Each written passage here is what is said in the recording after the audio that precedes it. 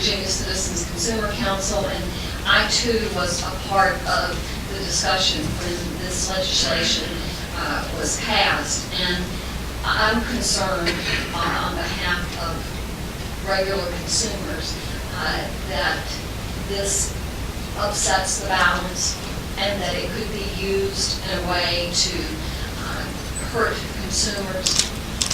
So speaking both to the Part B part, and I'll point out with the part about the underground lines, my question would be, why is it that the General Assembly needs to make this decision? Why isn't it that the legislation isn't set up so that a case could be brought before the Commission, that we wouldn't need to tell them in advance what their decision needed to be? And I will point out that $4 a month increase that it was commented would ultimately be there. It's not the only part of an increase that consumers are likely to face in that timeline. And the more we pull these things out, the more difficult I think we make review of what the whole picture is, and the more we continue to hurt consumers in Virginia. Thank you. Any questions about the committee? Ms. Beach? Senator Saslaw. Yes. Senator Saslaw. Attorney General's office. SEC out there.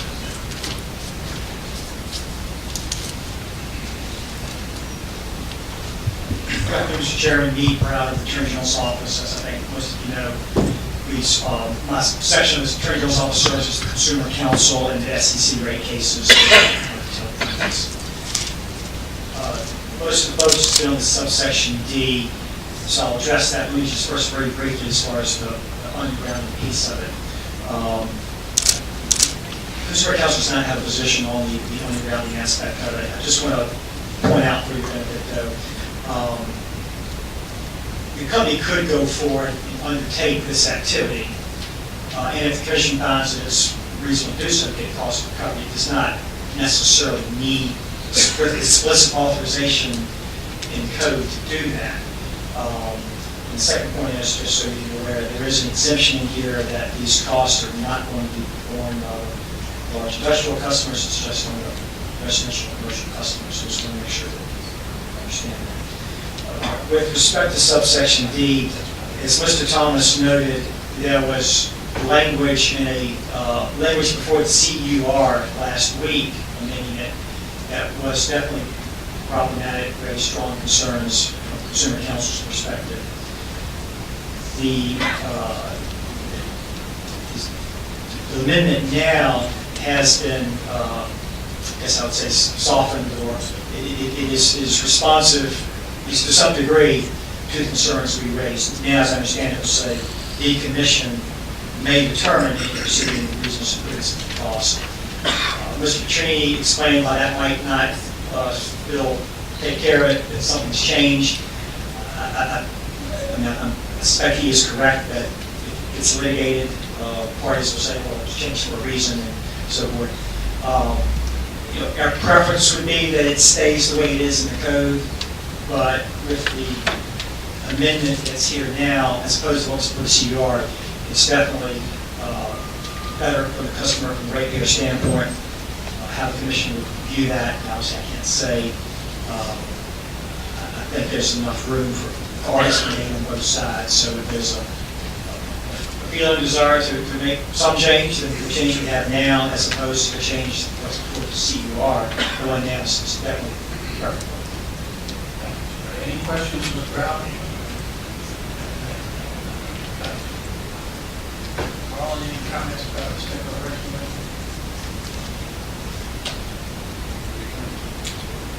Well, the Commission doesn't have a policy on this bill with respect to the underground piece.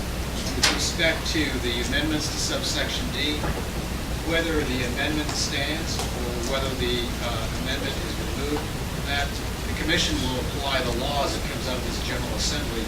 As I mentioned in the CUR meeting, I can't get ahead of the Commission in saying how they might apply that law. It's going to depend on the issues before the Commission, the facts and the evidence before it. So that's what I have to say. Carl and I asked this question a number of times historically, being no disrespect. I know over the years we've spent a fair amount of time making sure that we clarify what the language, the intent of the language is.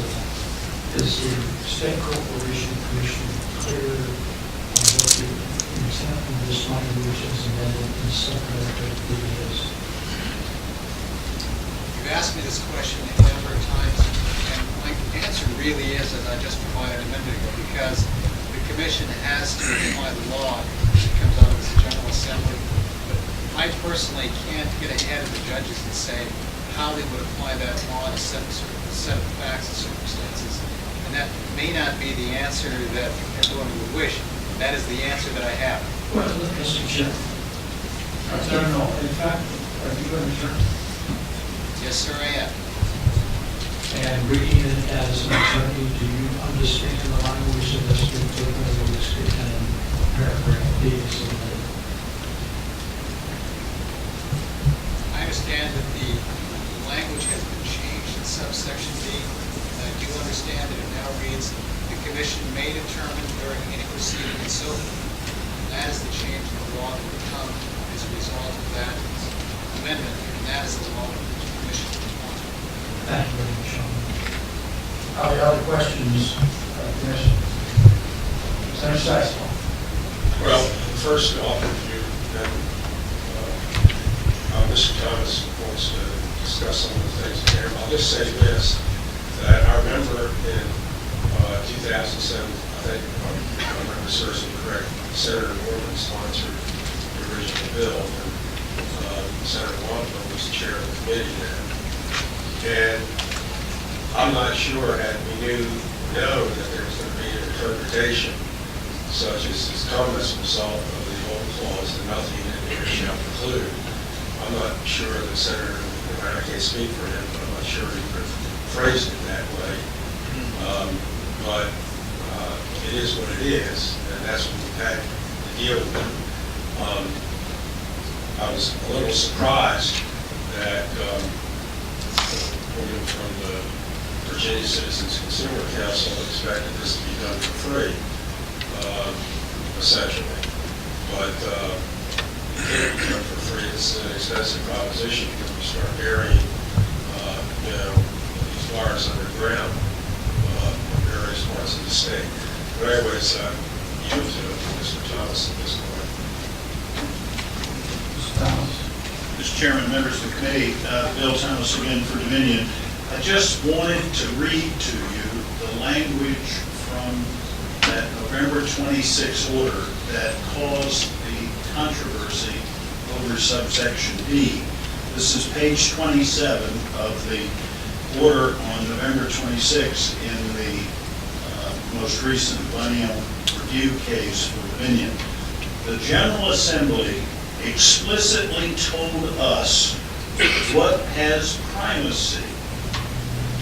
Section 56585.1D makes clear that nothing, and then it goes dash, quote, nothing, dash, in 56585.1 shall prevent the Commission from determining the reasonableness for the purpose of costs. And then it goes and says in the RACs, rate adjustment costs, because that was the specific issue they were looking at.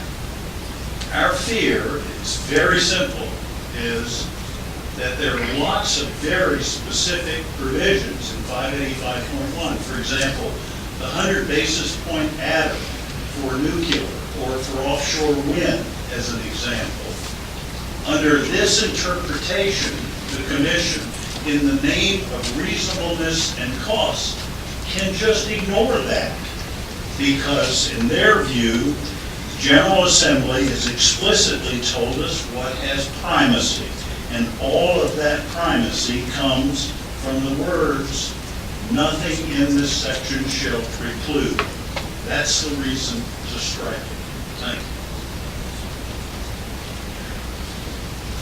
Senator Saslaw, last comments? it. Anything else for the committee? I move it be recorded as a substitute as amended. Well, you have to adopt the substitute, correct? All right. I think a lot of this, I think many people think it's good to get the environment underground. How else could it be done?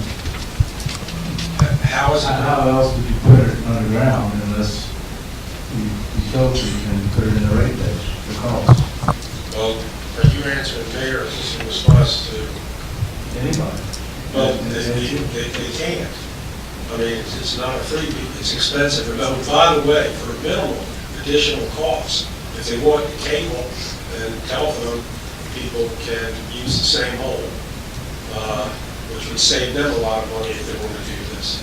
Because I'll just give you an example, where I live, the street I'm on, everything's underground, but the wires that get there are all above, including the fiber optic, by, they're on telephone poles by Verizon.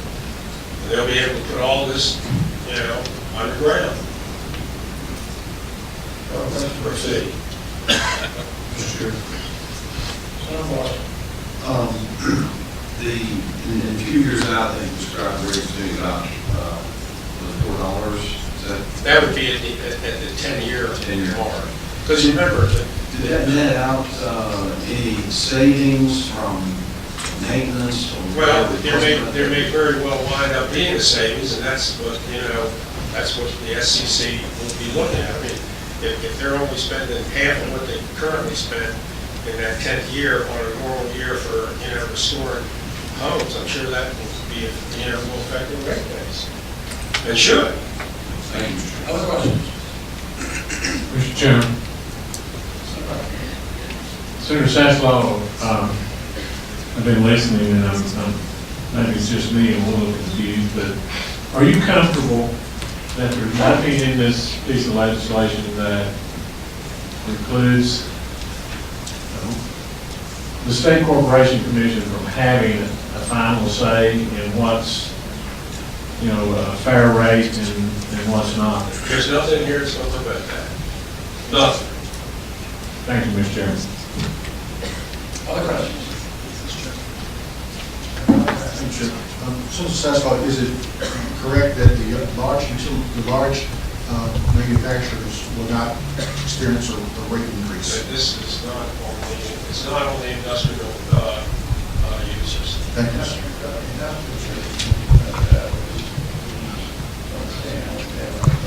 Thank you, sir. We operate on a motion. I'm going to second. Second. Moving second. Any further questions? Call roll, please. Senator Colgan. Senator Dogan votes yes, but not. Senator Saslaw. Aye. Senator Norman. Senator Stosh. Senator Edwards. Senator Wagner. Senator Newman. Senator Puckett. Senator Martin. Senator Evanchain. Senator Stewart. Aye, by proxy. Senator McWaters. Aye. Senator Stanley. Senator Alexander. Aye. Senator Watkins. Aye. 15 ayes.